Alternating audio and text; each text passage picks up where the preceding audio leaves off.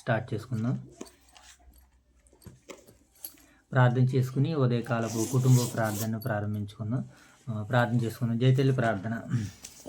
పలతను వ్యసనం పరుచుకోవడానికి ఎంత మమ్మల్ని ట్రీక్ దించుకొని రోడ్ ట్రీక్ అవుతుంది. నేను కాస్త మీరు ఎక్కడి నుంచి ఖర్చుకోడానికి ఎంత రోడ్ ట్రీక్ అవుతుంది. మీరు స్కూల్కి వెళ్తుంది. మీ స్కూల్కి వెళ్ళే పడమట్లో చెక్కొచ్చి మిచ్చిందని వాళ్ళు చక్కగా రోడ్ ట్రీక్ అవుతుంది. మీ స్కూల్కి వెళ్తుంది రూపాయలు చెప్పాలి మట్లో రోడ్ ట్రీక్ అవుతుంది. వాకి చదువుకోతే వాకి అందించిన కృపలు ఇలా చేసింది ఎంతమంది రోడ్ ట్రీక్ అవుతుంది. మమ్మీ ట్రీక్ అది పోతా అనుకోవడం ఏం చేస్తుంది. అక్కడికి చెప్పాలి టీవీతో మాతో కొడుకులా చేయించండి. ఏం కాళ్ళైతే రోగులు అందరూ ముట్టిపరచుకొని కృష్ణ పరమతం రామ. ఆమేన్. మహాగణుడైన మా తండ్రి, మహోన్నతుడైన మా దేవ, పరిశుద్ధుడైన మా తండ్రి, మీ ప్రేమ కలిగిన నామానికి స్తుతులు తండ్రి. దేవ, గత కాలంలో మీ సహాయ సహకారాలు అనుగ్రహించి ఉదయకాల సమయంలో వేకుజామున లేపి ప్రభా, ఇదిగో బిడ్డలకు స్కూల్కి వెళ్ళే నాయన ప్రయాణం కొరకు నాయన ఎంతసేపు మీ యొక్క సహాయంతో మమ్మల్ని సిద్ధపరచినందుకే కృతజ్ఞతలు తండ్రి. ప్రభా, మరి ఉదయకాల సమయంలో వాక్యం ద్వారాగా మీరు మాతో మాట్లాడడానికి మీరు ఇచ్చిన ఈ చక్కటి సమయాన్ని బట్టి నాయన భాగ్యాన్ని బట్టి నాయన మిమ్మల్ని స్తుతిస్తూ మహింపరుస్తూ నేటి నాయన ఉదయకాల సమయంలో మత్తయి సువార్త 26వ అధ్యాయం ద్వారాగా మీరు మాతో మాట్లాడడానికి సిద్ధపడుతుండగా మీ మాటల శ్రద్ధతో ఆసక్తితో విని నేర్చుకుని తండ్రి ఆ మాటలు మా వినికిడిలో ఫలింపజేయమని వేడుకుంటూ తండ్రి.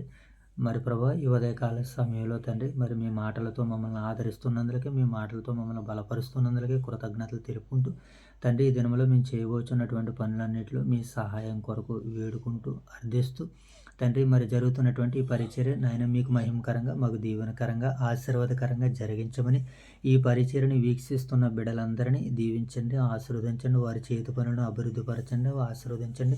వారు చేస్తున్న పనుల్లోనూ ప్రయాణాల్లోనూ మీ సహాయ సహకారాలు అనుగ్రహించి నేను మిమ్మల్ని బట్టి ఈ లోకంలో నేను ఆనందించుటకు సంతోషించుటకు మీ సహాయాలు అనుగ్రహిస్తారని ఆశిస్తూ మా రక్షకుడైన యేసుక్రీస్తు వారి నామములో ఈ ప్రార్థన మీకు సమర్పిస్తున్నాము తండ్రి. ఆమేన్ తండ్రి. మంచిదమ్మా. ఈ యొక్క సమయంలో ఒక పాటను పాడుకుంటూ నేటి ఉదయకాలపు కుటుంబ ప్రార్థనలో మనందరం ముందుకు వెళ్ళిపోదాం.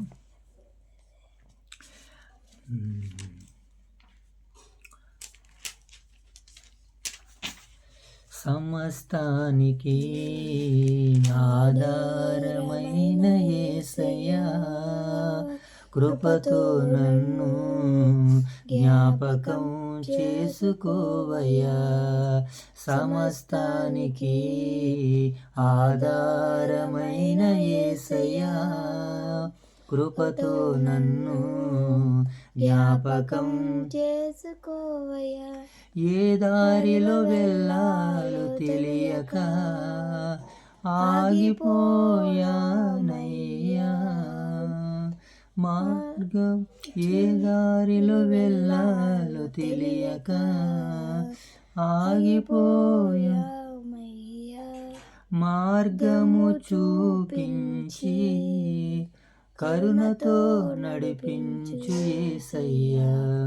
సమస్తానికి ఆధారమైన యేసయ్యా, కృపతో నన్ను జ్ఞాపకం చేసుకోవయ్యా. ఆత్మలో కృంగి అలసిన నాకు నీవే ఆధారము. నా వేదనలో ఒంటరి బ్రతుకులో నీవే నా ఆశ్రయము.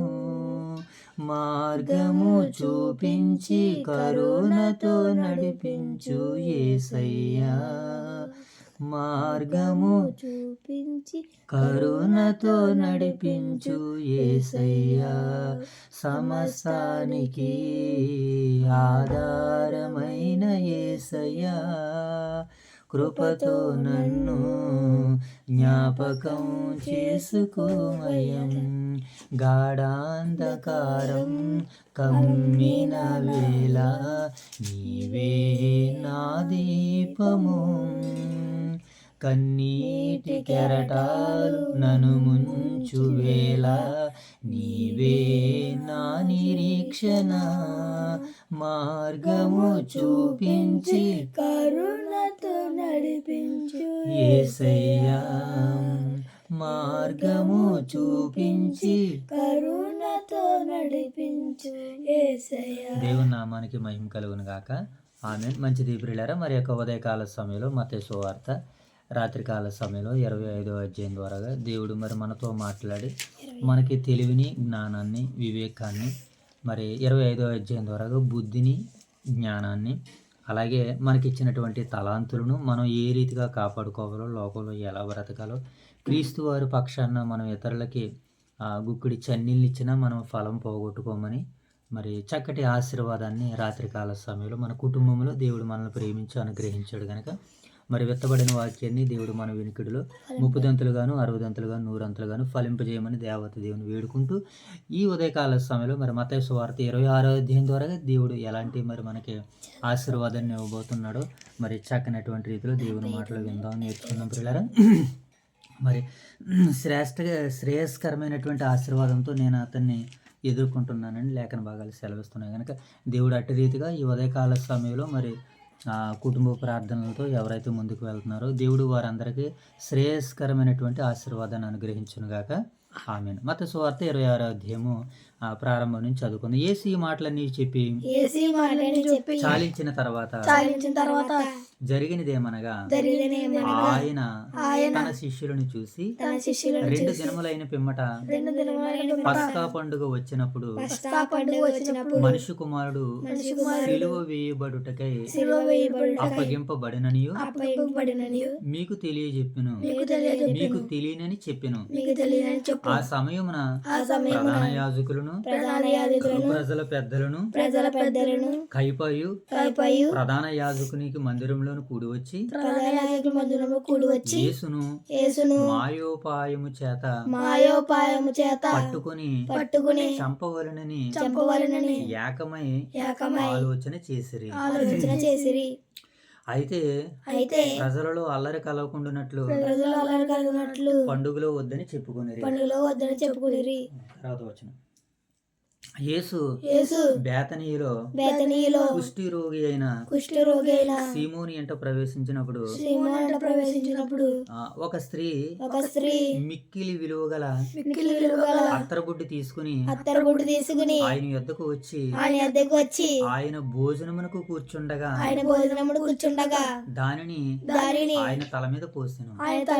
శిష్యులు చూసి కోపపడి నష్టం ఎందుకు, దీనిని గొప్ప వెలకు అమ్మి పేదలకు ఇవ్వచ్చునే అనిరి. యేసు ఆ సంగతి తెలుసుకుని ఈ స్త్రీ నా విషయమై ఒక మంచి కార్యము చేసెను, ఈమెను మీరేలా తొందర పెట్టుచున్నారు, పేదలు ఎల్లప్పుడూ మీతో కూడా ఉన్నారు, గాని నేను ఎల్లప్పుడూ మీతో ఉండను. ఈమె అత్తరు నా శరీరం మీద పోసి నా భూస్థాపన నిమిత్తము దీనిని చేసెను. ఎన్నో వచ్చును 13 సర్వలోకమందు ఈ సువార్త ఎక్కడ ప్రకటింపబడును అక్కడ ఈమె చేసినది ఈమె జ్ఞాపకార్థముగా ప్రశంసించబడునని వారితో అనెను. 3వ సందర్భాన్ని చదువుకుందాం. ఎన్నో వచ్చును. అప్పుడు 12 మందిలో నొకడగు ఇస్కరియోతు యోధా ప్రధాన యాజకుల యొద్దకు వెళ్ళి నేను ఆయనను మీకు అప్పగించిన ఎడల నాకు ఏమి ఇత్తురని వారిని అడిగాను. అందుకు వారు 30 వెండి నాణెములు తూచి వానికి ఇచ్చిరి. వాడు అప్పటి నుండి ఆయనను అప్పగించుటకు తగిన సమయం కనిపెట్టుచుండెను. 3వ భాగం అయింది. ఇప్పుడు 4వ భాగాన్ని చదువుకుందాం. ఎన్నో వచనం. 17. Very good. పులిన రొట్టెల పండుగలో మొదటి దినమందు శిష్యులు యేసునొద్దకు వచ్చి పస్కాను భుజించుటకు మేము నీ కొరకు ఎలా ఉండాలి, మేము నీ కొరకు ఎక్కడికి వెళ్ళవలనని అడిగెను.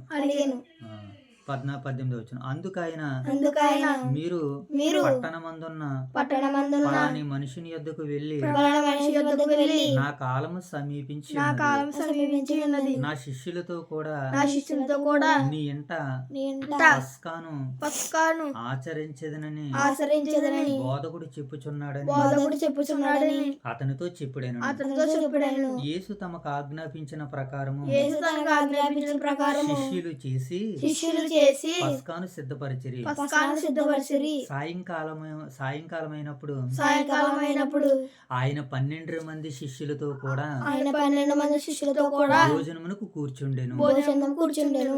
వారు భోజనము చేయుచుండగా వారు భోజనము చేయుచుండగా ఆయన ఆయన మీలో ఒకడు నన్ను మీలో ఒకడు నన్ను అప్పగించునని అప్పగించునని మీతో నిశ్చయముగా చెప్పుచున్నాను. మీతో నిశ్చయముగా చెప్పుచున్నాను.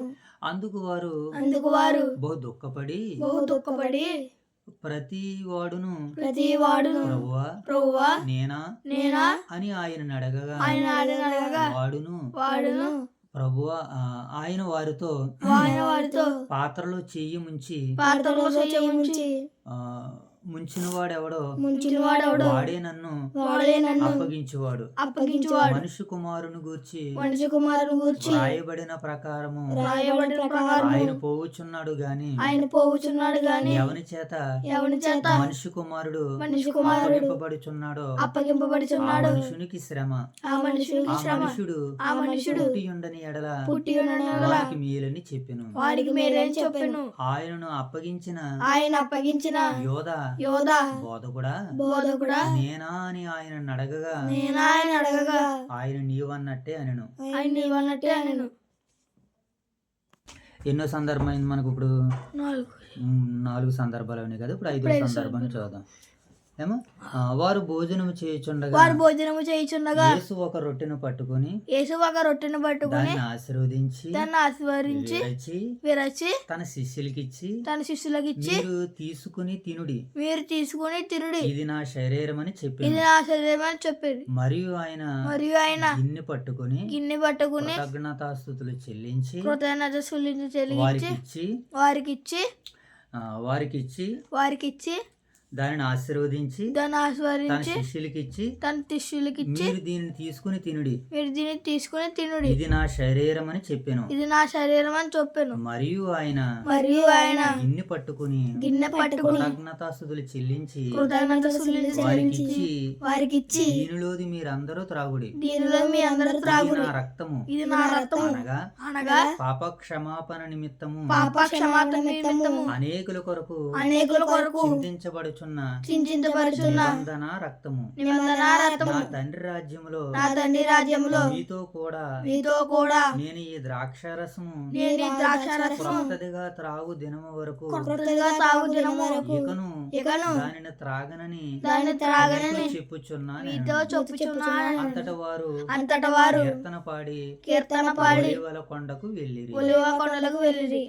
ఎన్నో వచనం 31 వచనం. ఎన్నో సందర్భం 6వ సందర్భాన్ని చదువుకున్నాం. అప్పుడు యేసు వారిని చూసి ఈ రాత్రి మీరందరూ నా విషయమై అభ్యంతర పడుదురు. ఏలయనగా గొర్రెల కాపరిని కొట్టుదును మందలోని గొర్రెలు చెదరపోవునని రాయబడి ఉన్నది. నేను లేచిన తర్వాత మీకంటే ముందుగా గలిలయకు వెళ్ళేదనని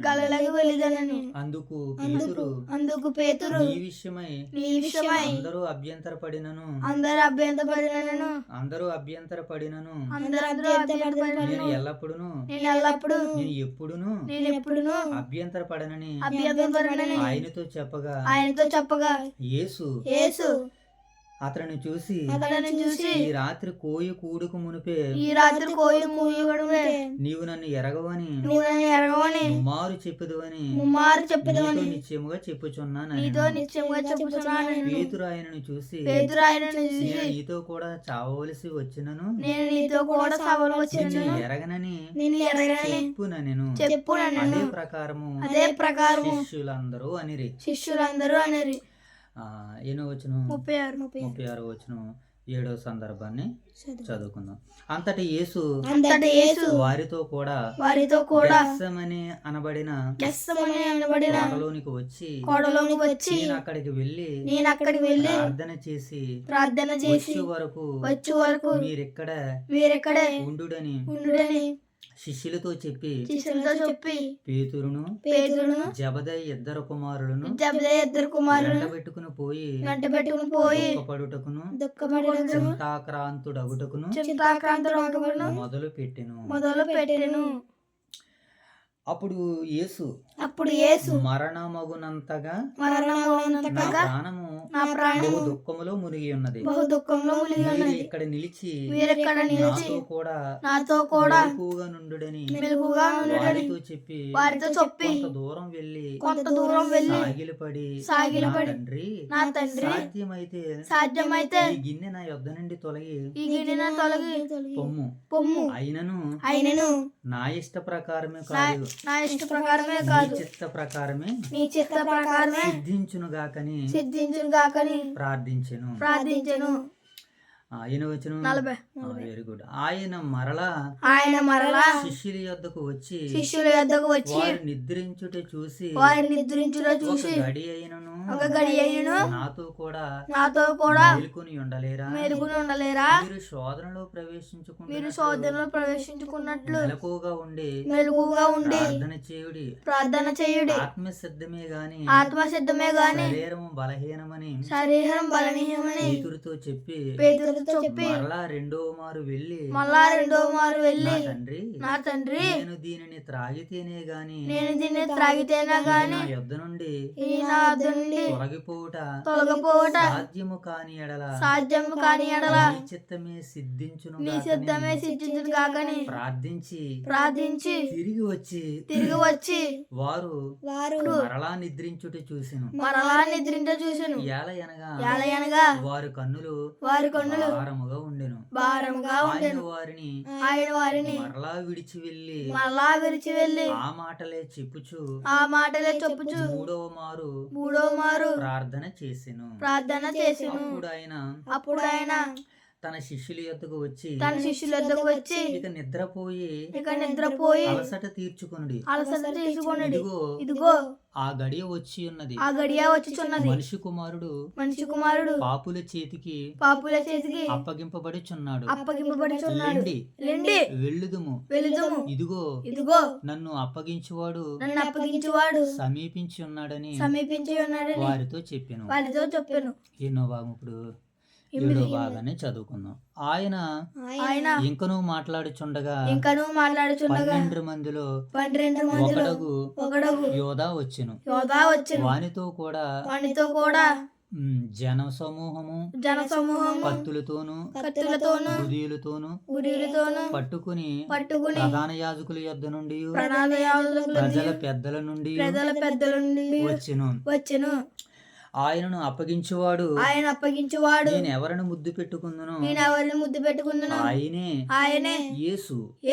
ఆయనను పట్టుకునుడని వారికి గుర్తు చెప్పి వెంటనే యేసు నొద్దకు వచ్చి బోధకుడా శుభమని చెప్పి ఆయన ముద్దు పెట్టుకొనెను.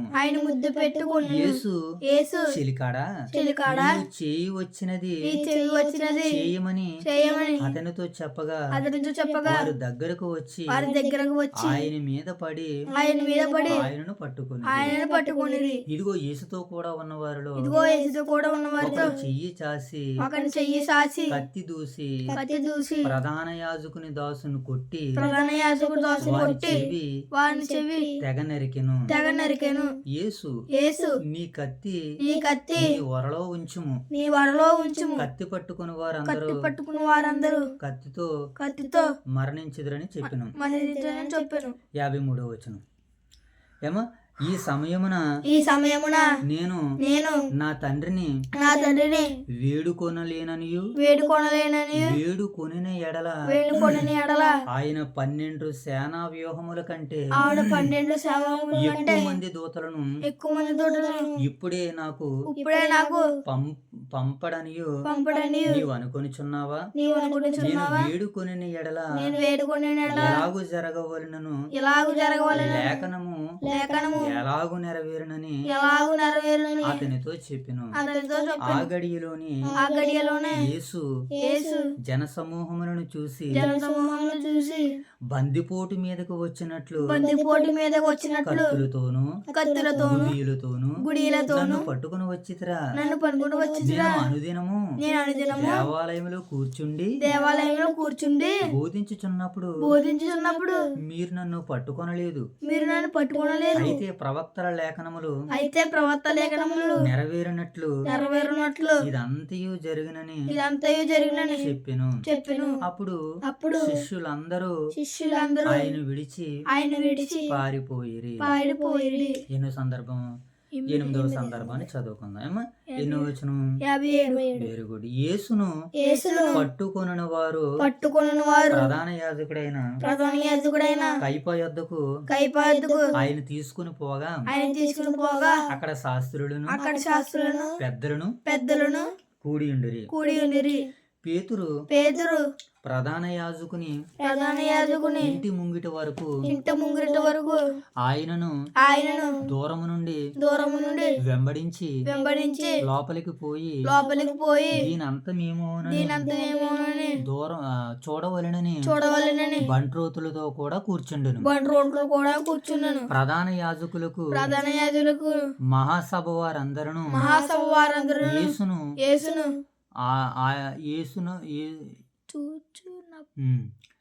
యేసును చంపవలెనని ఆయనకు విరోధముగా అబద్ధ సాక్ష్యము వెదుకుచుండిరి.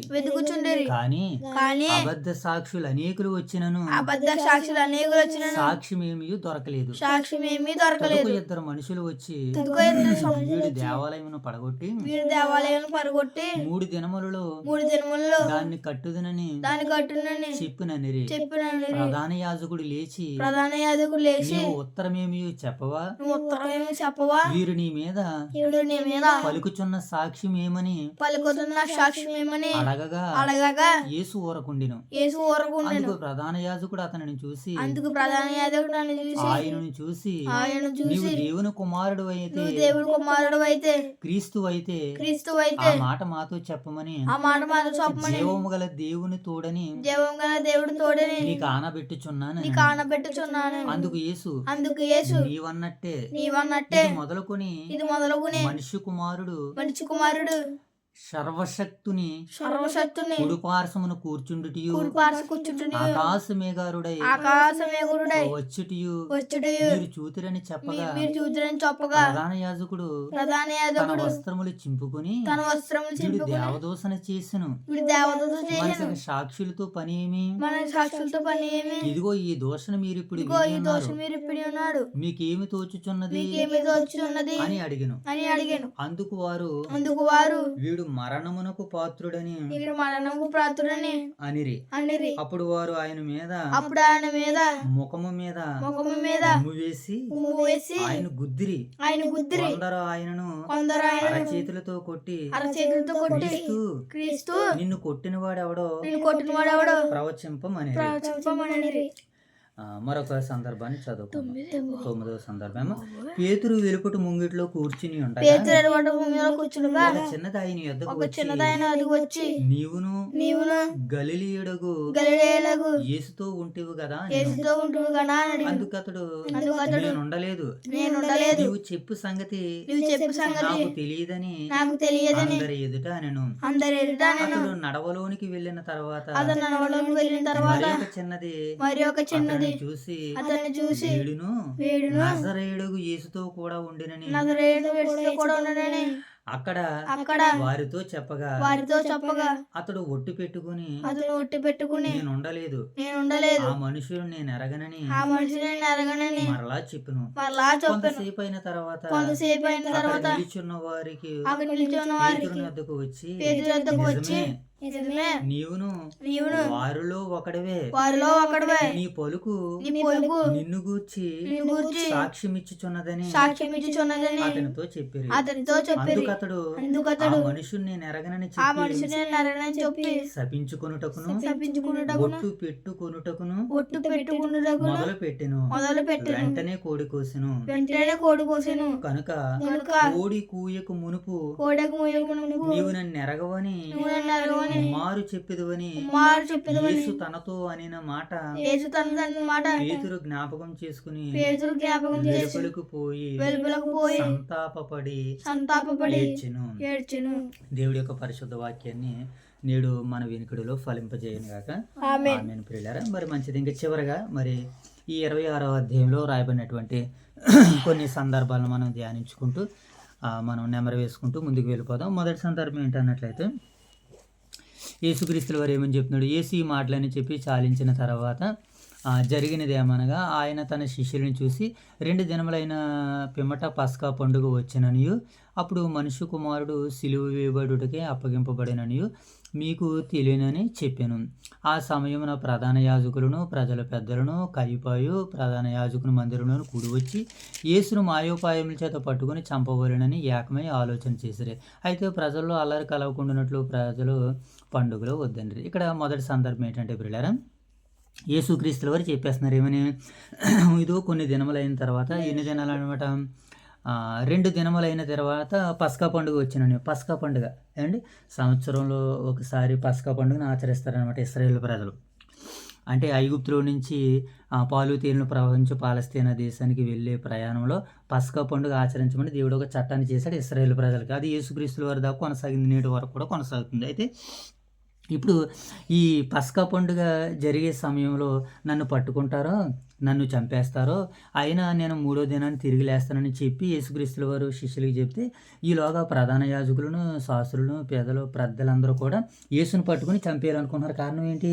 ఈయన ఎలా వదిలేస్తే జనసమూహాలందరూ ఈయన వెళ్ళిపోతున్నారు, ఈయన మాటలు వింటున్నారు, మన దగ్గర జనాలు ఎవరు ఉండట్లేదు, మన దగ్గర ఎవరు మాటలు వింటలేదని వీళ్ళు ఒక ఆలోచన చేశారు. ఇది మొదటి సందర్భం. మొదటి సందర్భంలో ఏం చెప్పుకున్నాం మనం? యేసుక్రీస్తుల వారు తాను చనిపోబోతున్నాడని, 3వ దినాన్ని తిరిగి లేస్తానని, 2 దినాల్లో పస్కా పండుగ వస్తుందని యేసుక్రీస్తుల వారు ఈ మాటలు చెప్పిన తర్వాత అక్కడ ఉన్నటువంటి శాస్త్రులు, ప్రధాన యాజకులు, పెద్దలు యేసును పట్టుకుని చంపేద్దాం అనుకున్నారు. అయితే పండగలో వద్దని మరలా వాళ్ళు ఆలోచించుకున్నారు. ఇది మొదటి సందర్భం. ఇక రెండో సందర్భం ఏంటి? యేసు బేతనులో కుష్ఠరోగి అయిన సీమోని అంట ప్రవేశించిన ఒక స్త్రీ మిక్కిలి విలువగల అత్తరబుడ్డి తీసుకుని ఆయన యొద్దకు వచ్చి ఆయనకు భోజనమును కూర్చుండగా ఆయన తల మీద దాన్ని పోసెను. శిష్యులు అది చూసి, ఈ నష్టం ఎందుకు, దీనిని గొప్ప వేలకు అమ్మి బీదలకు ఇవ్వచ్చునే అని యేసు ఈ సంగతి తెలుసుకుని, ఈ స్త్రీ నా విషయమై ఒక మంచి కార్యం చేశాను, నేను ఈమెను మీరు ఎలా తొందర పెట్టుచున్నారు?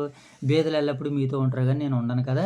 ఈమె ఈ అత్తర నా శరీరం మీద పోసి నా భూస్థాపన నిమిత్తం దీనిని చేశాను. ఏంటంటే ఎందుకనే ఆయన అత్తర ఆయన తల మీద పూయాలి, ఇలా లేఖనాల్లో వ్రాయబడింది. అలా పూయడానికి ఎవరు, ఏ స్త్రీలు సిద్ధంగా ఉంటారంటే ఇక్కడ ఒక స్త్రీ సిద్ధంగా ఉంది. ఇప్పుడు ఈ ఉదయకాల సమయంలో కుటుంబ ప్రార్థన జరుపుకోవాలనేది దైవ నిర్ణయం.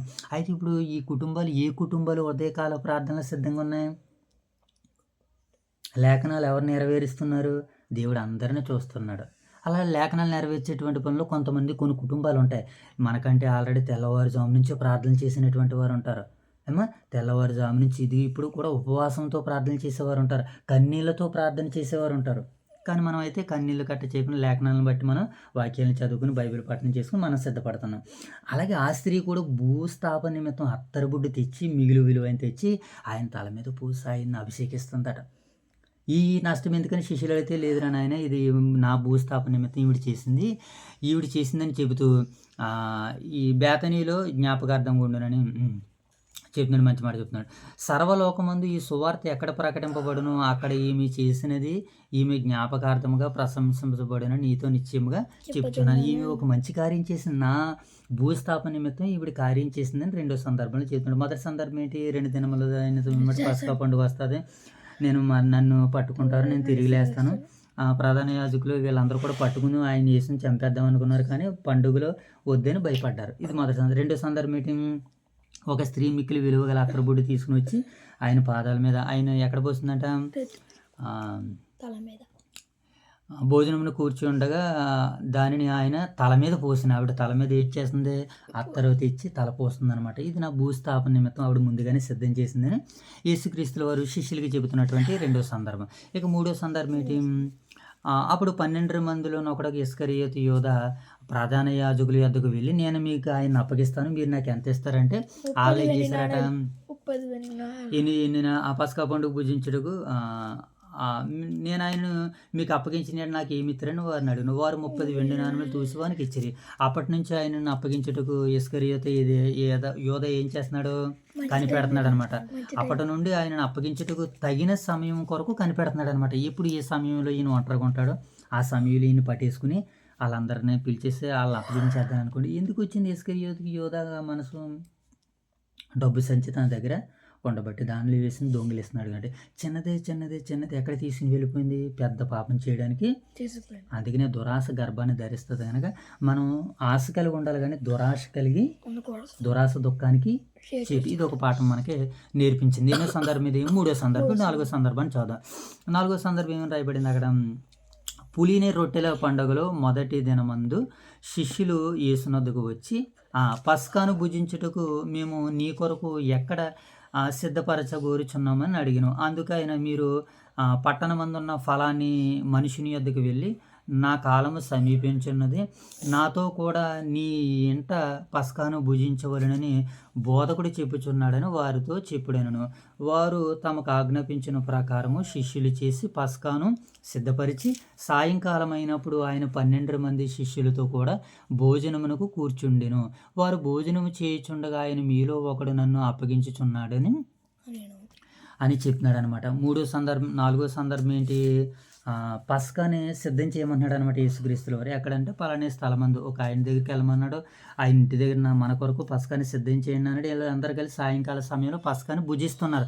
భుజిస్తున్న సందర్భంలో యేసుక్రీస్తుల వారు ఒక మాట అన్నాడు, మీలో ఒకడు నన్ను అప్పగించబోచున్నాడు. ప్రభువా నేనంటే నాతో పాటు ఈ పాత్రలో చెయ్యి పెట్టి ముంచిన వాడెవడో వాడే నన్ను అప్పగిస్తున్నాడు అని అనగానే శిష్యులు ఒకరినొకరు అడిగారు, ఎవరికి? యేసుక్రీస్తుల వారు ఒకరని చెప్పాడంటే అప్పుడు పేతురు అప్పుడు ఇస్కరియోతు యోధ అడుగుతున్నాడు, నేనా ప్రభు అంటే నీవన్నట్టే అని యేసుక్రీస్తుల వారు అతనికి ఉత్తరం ఇచ్చారు.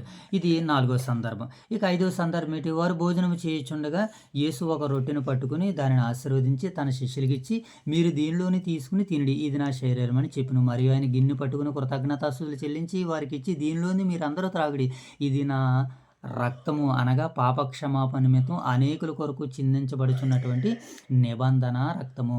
నా తండ్రి రాజ్యము మీతో కూడా నేను ఈ ద్రాక్షరసం క్రొత్తదిగా త్రాగు దినం వరకు ఇక దాన్ని రుచి చూడని మీతో నిత్యముగా చెబుతున్నాను. అంతటి వారు ఒక కీర్తన పాడి ఒలీవల కొండకు రొట్టెను ద్రాక్షారసాన్ని ఇచ్చాడు. ఇది రొట్టె నా శరీరానికి సాదృశ్యం, ఈ ద్రాక్షారసం నా రక్తానికి సాదృశ్యం. నేను చనిపోబోతున్నాను, నేను చనిపోయిన తర్వాత ఈ రొట్టెను ఈ ద్రాక్షారసాన్ని మీరు జ్ఞాపకం చేసుకుని నేను మీకు అప్పగించిన వాటిలో మీరు ఉండాలని సెలవిస్తుంది అనమాట. అంతటి వారు ఒక కీర్తన పాడిరి, ఒలివల కొండకు వెళ్ళిరి. ఇది ఐదో సందర్భం. ఆరో సందర్భం ఏంటి? అప్పుడు యేసు వారిని చూసి, ఈ రాత్రి మీరందరూ నా విషయమై అభ్యంతరపడదని చెప్పిన, ఏలైనా గొర్రెల కాపరిని కొడతాను, గొర్రెలన్నీ కూడా చెదిరిపోతాయి, మీరు నా విషయమై జాగ్రత్తగా ఉండాలని యేసుక్రీస్తుల వారు వీళ్ళందరికీ చెప్పగానే ఏం జరిగింది? అప్పుడు ఏం జరిగిందని అంటే వీళ్ళందరూ కూడా యేసుక్రీస్తుల వారు ప్రార్థన చేయడానికి వెళ్ళారనమాట. ఒలీవల కొండకి వెళ్ళి ఆ శిష్యుల్ని, పేతురు గారిని, యోహాన్ని, వాళ్ళ ముగ్గురిని వెంట పెట్టుకుని ఒక ఎత్తైన కొండ మీదకి వెళ్ళి ప్రార్థన చేస్తున్నాడు అనమాట. చూడండి, ఆ సందర్భం మనకు కనబడుతుంది. యేసు పేతురును జబదయి 2 కుమారులను వెంట పెట్టుకుని పోయి దుఃఖపడుటకును చింతాక్రాంతుడగుటకును మొదలుపెట్టాడట. దుఃఖపడుతున్నాడట, చింతాక్రాంతుడు అవుతున్నాడు. కారణం ఏంటి? ఇప్పుడు ఆయన మరణం పొందాలి. ఎలా మరణం పొందాలి? ఆయన శిలువతో మరణంతో కొడతారు, గుద్దుతారు, చంపుతారు. ఇప్పుడు దాని అంతటికీ తన శరీరాన్ని ఏం చేసుకుంటున్నాడు? సిద్ధం చేసుకుంటున్నాడు. చూసారా? మనం ఊరికి వెళ్ళడానికి మన శరీరాన్ని సిద్ధం చేసుకుంటాం. స్కూల్‌కి వెళ్ళడానికి మన శరీరాన్ని సిద్ధం చేసుకుంటాం. మనం ఎక్కడికైనా వెళ్ళడానికి మనల్ని మనం సిద్ధం చేసుకుంటాం కదా! కానీ మరణానికి సిద్ధం చేసుకుంటున్న మహానుభావుడు లోకరక్షకుడైనటువంటి యేసుక్రీస్తుల వారు. ఏవండీ ఏం చేశాడట ఆయన మరలా శిష్యుల వద్దకు వచ్చి ప్రార్థన చేస్తుంటే శిష్యులేమో పడుకున్నారు. పాపం అలిసిపోతున్నారు కదా! రాత్రిది. అలసిపోతున్నారు ప్రార్థన. ఈళ్ళకి పొద్దున్నుంచి ఇంక సువార్త, పరిచర్య వీటన్నిటిలో ఎలా ఉంటూనే వాళ్ళు పాపం ఇంకా ఉండలేకపోయారనమాట. అప్పుడు చూడండి యేసుక్రీస్తుల వారు ఏమన్నాడు, ఆయన వారిని మరలా విడిచి వెళ్ళి ఆ మాటలే చెప్పుచూ మూడవ మారు ప్రార్థన చేశాను. 3 మార్లు చేశాడంట అప్పటికే ప్రార్థన. ఆ రాత్రికాల సమయంలో ఆయన శిష్యులు వస్తున్నారు, పడుకుంటున్నారు. ఇంకా యేసుక్రీస్తుల వారు ఒక మాట అన్నారు, లెండి వెళ్ళుదుము, ఇదిగో నన్ను అప్పగించేవాడు సమీపించున్నాడని వారితో చెప్పెను. ఏమో ఈ మూడో సందర్భంలో యేసుక్రీస్తుల వారు ప్రార్థన చేసినట్లుగా శిష్యులు ఏమో పాపం నిద్రించినట్లుగా ఈ 6వ సందర్భంలో మనకు కనబడుతుంది. ఇక 7వ సందర్భంలో ఏంటంటే ప్రియులారా, ఆ సమయమున ఇంకనూ మాట్లాడుచుండగా 12 మందిలో ఒకడగు ఇస్కరియోతు యూదా వానితో కూడా బహు జనసమూహములను కత్తులను గుదీలను పట్టుకుని ప్రధాన యాజకుల యొద్ద నుండి ప్రజల పెద్దల యొద్ద నుండి వచ్చి ఆయన అప్పగించేవాడు నేనే, ఎవరిని ముద్దు పెట్టుకుంటానో వారిని వచ్చి మీరు ముద్దు పెట్టుకోవాలని యేసుక్రీస్తుల వారు యోధా వచ్చి చెప్పాడనమాట, గుర్తు చెప్పాడనమాట. ఇదిగో యేసుతో కూడా ఉన్నవారిలో ఒకడు చెయ్యి చాచి కత్తి దూసి ప్రధాన యాజకుని దాసుని కొట్టి వాని చెవి తెగ నరికను. ఇలా చూడాలి మనం ఇక్కడ. యేసుక్రీస్తుల వారిని పట్టుకోవడానికి వస్తే ఒక పేతురు ఏం చేశాడంటే ఒక ఆయన చెవి తెగ నరికేశాడు. పేతురు అలా చేయకూడదు, కత్తి పట్టుకున్న వారందరూ కత్తితో మరణిస్తారు అని గద్దించి, అప్పుడు ఇదేంటి నేను అనుదినము మీ దగ్గరే తిరుగుతున్నాను కదా, ఏదో మామూలు బందిపోటు దొంగ మీదకి వచ్చినట్టు నా మీదకి ఎలా వచ్చారేటి, అనుదినం ఏం చేస్తున్నాడట, మంచి మాట చూడండి. 54వ వచనం, నేడు నేను వేడుకొని 56వ వచనం చదువు. ఏమో ఆ గడిలోని యేసు జనసమూహముల వైపు తిరిగి చూసి, ఇదిగో బందిపోటు దొంగ మీదకి వచ్చినట్లు కత్తులతోనూ గుదిళ్ళతో నన్ను పట్టుకుని వద్దకు వచ్చితరా, నేను అనుదినమును దేవాలయంలో ఉండి బోధించుచున్నప్పుడు మీరు నన్ను పట్టుకొనలేదు. అనుదినం ఈయన ఎక్కడ ఉన్నారట, దేవాలయంలో దేవుని సన్నిధిలోనే గడిపారు ప్రభు అయిన యేసుక్రీస్తుల వారు. కానీ అప్పుడు పట్టుకోలేకపోయారంటే భయం వేసింది వాళ్ళకే. ఒంటరిగా ఉన్నప్పుడు పట్టుకుందాం, ఎవరు లేకుండా పట్టుకుందాం అని దుష్టుడు ఏం చేస్తూ ఉంటాడు, కాపు కాస్తూ ఉంటుంటాడు అనమాట. కనుక వాడి వైఖరిని మనం గమనించాలి. 8వ సందర్భం, యేసును పట్టుకుని వారు ప్రధాన యాజకులు ఆయనను ప్రధాన యాజకుల వద్దకు తీసుకుని పోగా అక్కడ శాస్త్రులను పెద్దలను కూడి ఉండి, ఏం జరుగుతుందంటే ఇప్పుడు యెరూషలేము దేవాలయానికి యేసుక్రీస్తుల వారిని తీసుకుని వెళ్ళగానే తీసుకుని వెళ్ళిపోయారు. ఎందుకు తీసుకుని వెళ్ళిపోయారు, ఈయన చేసినటువంటి నేరం ఏంటని ప్రధాన యాజకుని యొద్దకు తీసుకుని వెళ్ళగా అప్పుడు ప్రధాన యాజకులందరూ కూడా ప్రజలందరూ కూడా యేసుక్రీస్తుల వారికి విరోధంగా మాట్లాడుతున్నారు. ఏమని మాట్లాడుతున్నారో ఆ వచనాన్ని చదువుదాం. 59వ వచనం చదువుదాం. ప్రధాన యాజకులను మహాసభ వారందరూ యేసును చంపవలెనని ఆయనకు విరోధముగా అబద్ధ సాక్ష్యాలు వెతుకుతున్నారట. అబద్ధ సాక్షులను అనేకులు వచ్చిన సాక్ష్యం ఏమీ లేదు, కానీ తొదకి 2 మనుషులు వచ్చి ఇతను దేవాలయమును పడగొట్టి 3 దినముల్లో దాన్ని కడతానని చెప్పినని. ప్రధాన యాజకులు లేచి, నీ ఉత్తరం ఏమీ చెప్పవా, వీరు నీ మీద పలుకుచున్న సాక్ష్యం ఏమని అడగగా యేసు ఊరకుండెను. అందుకు ప్రధాన యాజకులు ఆయనను చూసి, నీవు దేవుని కుమారుడు అని క్రీస్తు అయితే మాతో చెప్పుము, జీవం గల దేవుని పేర నీకు ఆనబెడుతున్నానంటే, ఇది మొదలుకొని మనుష్య కుమారుడు సర్వశక్తిని కుడిపార్శ్వన కూర్చుండుటయు ఆకాశ మేఘారుడై వచ్చినని మీరు చూతురని చెప్పగా ప్రధాన యాజకులు తన వస్త్రములు చింపుకొని, వీడు దేవదూషణ చేసి ఉన్నాడు, దేవుని దూషిస్తున్నాడు. ఏమని చెప్తున్నాడు యేసుక్రీస్తుల వారు, నేను దేవుని కుమారుడు అంటున్నాడు. దేవుని కుమారుడు అని చెబితే వాళ్ళు నమ్మట్లేదు. ఇదేంటి మరే గర్భాన కదా నువ్వు పుట్టావు, దేవుని కుమారుడు అని ఎలా చెప్పుకుంటున్నావు అని వీళ్ళందరూ యేసుక్రీస్తుల వారి మీద ఒక నేరారోపణ చేశారు. కానీ యేసుక్రీస్తుల వారు దేవుని కుమారుడు అయినటువంటి ఈయన్ని ఏం చేశారు, దేవుని కుమారుడు కాదు మరియ కుమారుడు అని లేఖనాలను అపార్థం చేసుకున్నారు వీళ్ళు. యేసుక్రీస్తుల వారు దేవదూషణ చేశాడు, దేవదూషణ చేసినందుకు ఇతను సిలువ చంపారని ఒక నేరారోపణ చేశారనమాట. అప్పుడు యేసుక్రీస్తుల వారు ఏమన్నారు చూడండి, 66వ వచనం, ప్రధాన యాజకులు తన వస్త్రములు చింపుకుని, వీడు దేవదూషణ చేసిన మనకి సాక్షులతో పనేమి, ఈ దూషణ మీరు విని ఉన్నారు కదా, మీకేమి తోచుచున్నదని వారిని అడిగిన. వారు వీడు మరణమునకు పాత్రుడనిరి. అప్పుడు వారు ఆయన ముఖం మీద ఏం చేశారట, ఆయన ఉమ్ము వేశారట.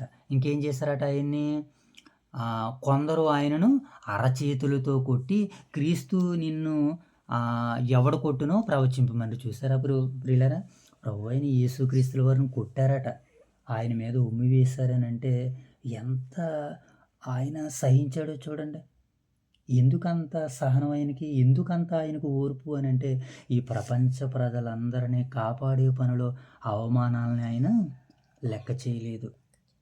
దెబ్బలని లెక్క చేయలేదు. అవన్నీ సహించాడు. అట్టి సహనాన్ని కలిగి ఉండాలని ఉదయకాల సమయంలో వాక్యం మనకి సెలవిస్తుంది. ఇప్పుడు పేతురు వెలుపట ముంగుడు కూర్చొని యేసుక్రీస్తుల ప్రభుల వారికి ఏం జరుగుతుందని అలా చూస్తున్నాడు. అలా చూస్తుంటే ఒక చిన్నదొచ్చి, అవును కదా, నువ్వు గలిలయుడు యేసుతో కూడా నువ్వు ఉన్నవాడివి కదంటే, నేను లేదు, నాకు తెలదంటే. మరొకరు వచ్చి అడుగుతారు, నువ్వు కూడా యేసుక్రీస్తుల వారు ఆయన శిష్యులు నువ్వు ఒకడివే కదంటే, అబ్బాయి నేను ఆయనతో ఉండలేదు అని శపించుకున్నట్టు ఒట్టు పెట్టుకున్నాడు. అప్పుడు కోడి కూసింది.